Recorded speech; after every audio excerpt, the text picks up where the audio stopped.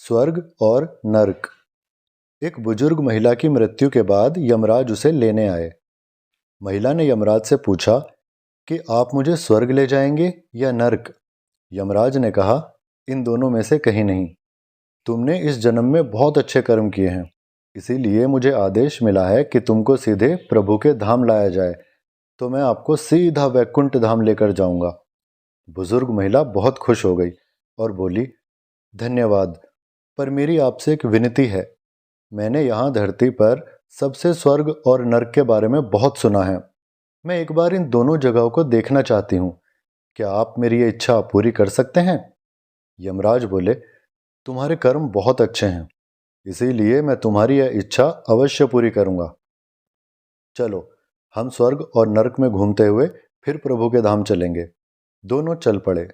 पहले नरक आया। नरक में बुजुर्ग महिला ने जोर जोर से लोगों के रोने की आवाज़ें सुनी। नरक में सभी लोग दुबले पतले और बीमार दिखाई दे रहे थे। महिला ने एक आदमी से पूछा, आप सब लोगों की ऐसी हालत क्यों है? आदमी बोला, तो और कैसी हालत होगी, मरने के बाद जब से यहाँ आए हैं हमने एक दिन भी खाना नहीं खाया। भूख से हमारी आत्माएं तड़प रही हैं। बुजुर्ग महिला की नज़र एक विशाल पतीले पर पड़ी, जो कि लोगों के कद से करीब 100 फुट ऊंचा होगा। उस पतीले के ऊपर एक विशाल चम्मच लटका हुआ था। उस पतीले में से बहुत ही लाजवाब खुशबू आ रही थी। बुजुर्ग महिला ने उस आदमी से पूछा, इस पतीले में क्या है? आदमी मायूस होकर बोला, ये पतीला बहुत ही स्वादिष्ट खीर से भरा है। बुजुर्ग महिला ने हैरानी से पूछा, इसमें खीर है? तो आप लोग पेट भर के ये खीर क्यों नहीं खाते? भूख से क्यों तड़प रहे हो? आदमी रोते हुए बोला, कैसे खाएं? ये पतीला 100 फीट ऊंचा है, हम में से कोई भी उस पतीले तक नहीं पहुंच पाता। बुजुर्ग महिला को उन पर बड़ा तरस आया।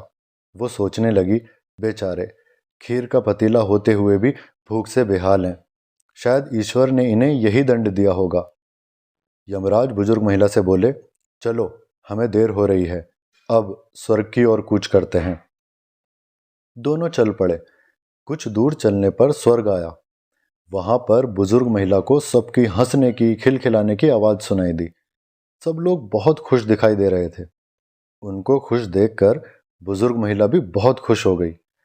पर वहां स्वर्ग में भी बुजुर्ग महिला की नजर वैसे ही 100 फुट ऊंचे पतीले पर पड़ी, जैसा नरक में था। उसके ऊपर भी वैसा ही चम्मच लटका हुआ था। बुजुर्ग महिला ने वहां लोगों से पूछा, इस पतीले में क्या है? स्वर्ग के लोग बोले, इसमें बहुत स्वादिष्ट खीर है। बुजुर्ग महिला हैरान रह गई। उसने पूछा, पर यह पतीला तो 100 फीट ऊंचा है, आप लोग तो इस तक पहुंच ही नहीं पाते होंगे।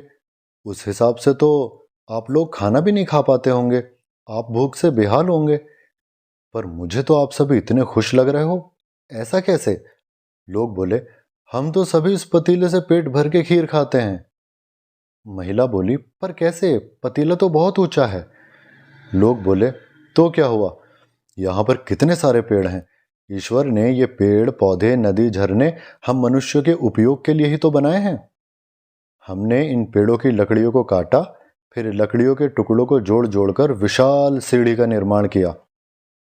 उस लकड़ी की सीढ़ी के सहारे हम पतीले तक पहुंचते हैं और सब मिलकर खीर का आनंद लेते हैं। बुजुर्ग महिला यमराज की तरफ देखने लगी। यमराज मुस्कुराए और बोले, ईश्वर ने स्वर्ग और नरक मनुष्यों के हाथ में ही सौंप रखा है। चाहे तो अपने लिए नरक बना लें, चाहे तो अपने लिए स्वर्ग।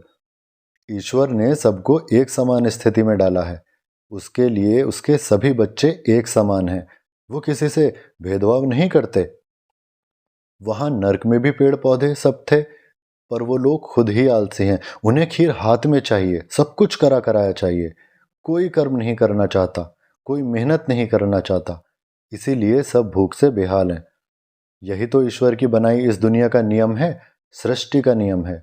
जो कर्म करेगा, मेहनत करेगा, उसी को मीठा फल खाने को मिलेगा। अर्थात स्वर्ग और नरक आपके हाथ में ही है।